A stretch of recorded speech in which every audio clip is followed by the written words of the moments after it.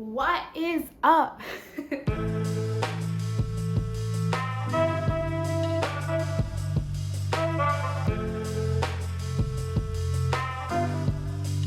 Hi, I'm Dakshya. I'm a product designer with a master's in UX design. I like to flaunt that at the beginning of the video to give myself some credibility.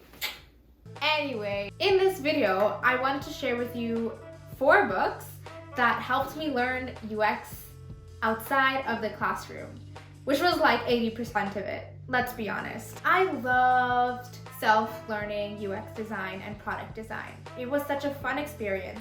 I also find that most product designers in the industry really genuinely love their job, and that's what makes self-learning much easier. So the 4 books I'm going to outline today all can be used to supplement your education or, even replace it. Alright, so the first book might be a little unexpected. You might have seen it floating around in the tech sprint kind of world.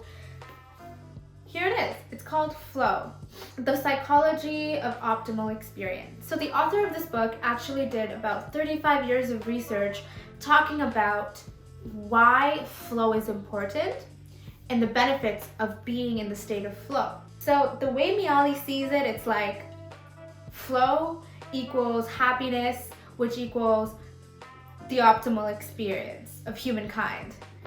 And I honestly could not agree more, especially having read this book. There's 2 reasons why I believe every UX designer should read this book. The first has to do with you, yourself. You as a designer will find a lot of value in understanding what it means to be in flow. And what that'll help you do in turn is help you identify your strengths.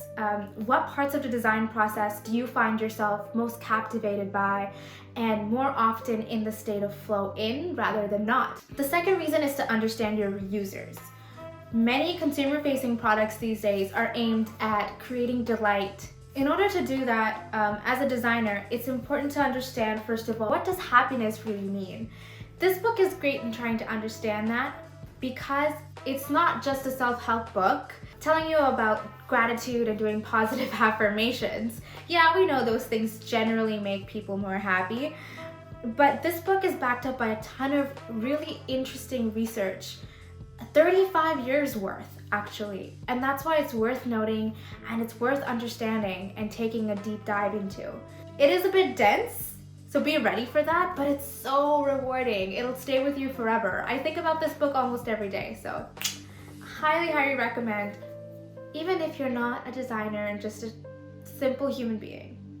Okay? Here we go. Oh, some stretches here. The next is called Strategize by Roman Pichler, or Pichler. Correct me if I'm wrong, please. This book I think is meant for PMs and product managers.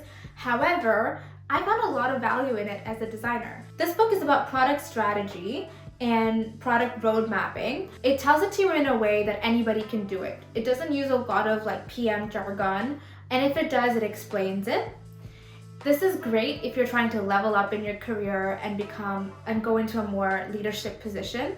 I think it's great to understand the ins and outs of how a product comes to be from the business side of view all the way to development. This book gives you a great holistic view of that.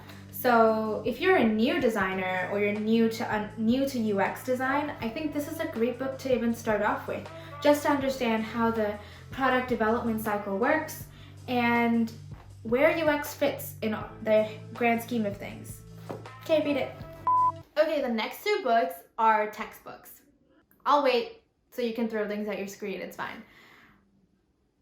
Alright, I know, we were all here to self-learn and we thought it would be fun and jolly, but there are some really good textbooks out there that are very well written and very engaging.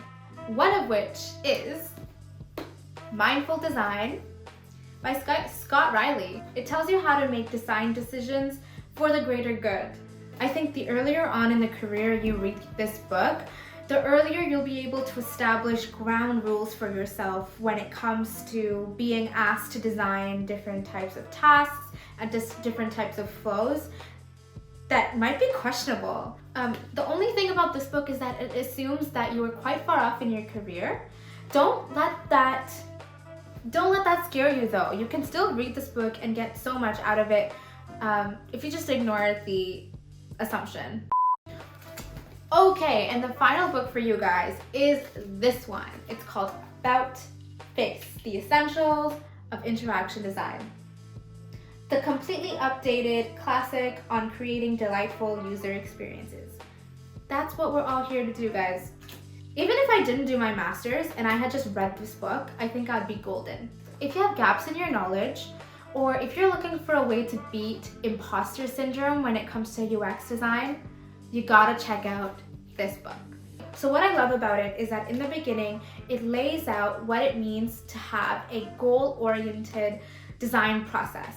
Many processes that you might see online are a little high level. They tell you like the titles of all the steps in the design process, but sometimes they fail to really captivate you or give you any actual information about what it might be like to work on that stage in the design process.